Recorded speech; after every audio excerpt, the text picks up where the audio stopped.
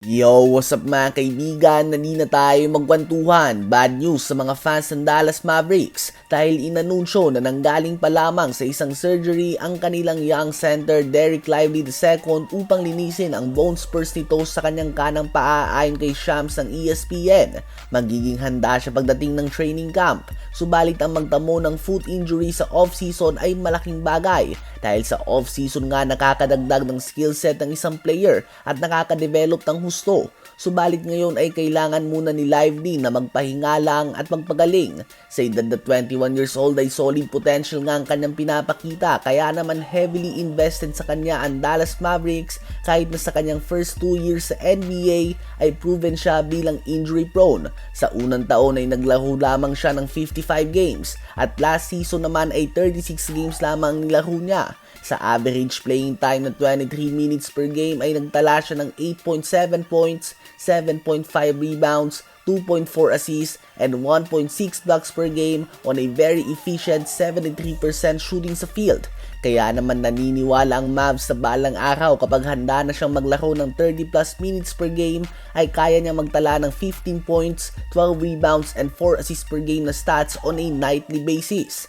Ang tanong lang nga dito ay kakayanin niya kaya na manatiling healthy kahit na 60 to 70 games per season man lang? Ano ba masasabi niyo tungkol dito? Ngayon ay tumungo naman tayo sa Phoenix Suns. Ngayong off-season ay madami silang binago sa kanilang roster. Napunuan na nila ang kanilang problema sa center position sa pag-trade para sa 7-footer Mark Williams at pag-draft sa isa pang 7-footer Kaman Maluwach mula sa South Sudan. Hindi din sila nagkukulang sa wing position. Andyan nga sila Devin Booker, Jalen Green, Dillon Brooks, Ryan Dunn, Grayson Allen at iba pa. Ganun pa man ay sino ba ang point guard nila? Sa current lineup na meron sila ay si Devin Booker ang projected na maging point guard nila. Well, napag-usapan nga natin si Josh Giddey na free agent pa din ito hanggang ngayon dahil humihingi siya ng $30 million per year. Deserve niya nga ito matapos na mag-average ng 20 points, 11 rebounds, and 9 assists per game sa last 20 games ng season.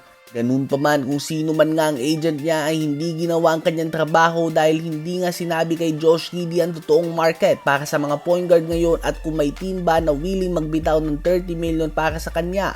Dahil sa CBA ngayon ay nagtitipid nga ang mga team, kaya naman malabong magbigay ang mga team ng ganito kataas na kontrata at kailangan ni Josh Giddey na maglaro next season sa mas maliit na sahod.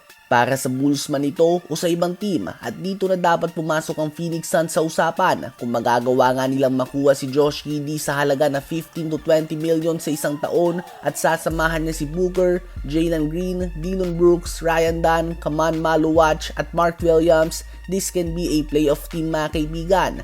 Point guard nga ang kulang sa Phoenix Suns. Obviously, andun ang kakulangan sa depensa sa wing area, subalit one problem at a time nga. At kung makukuha nga nila si Josh Giddey ay magbe-benefit dito ng gusto si Devin Booker at Jalen Green. Ano ba ang masasabi niyo tungkol dito?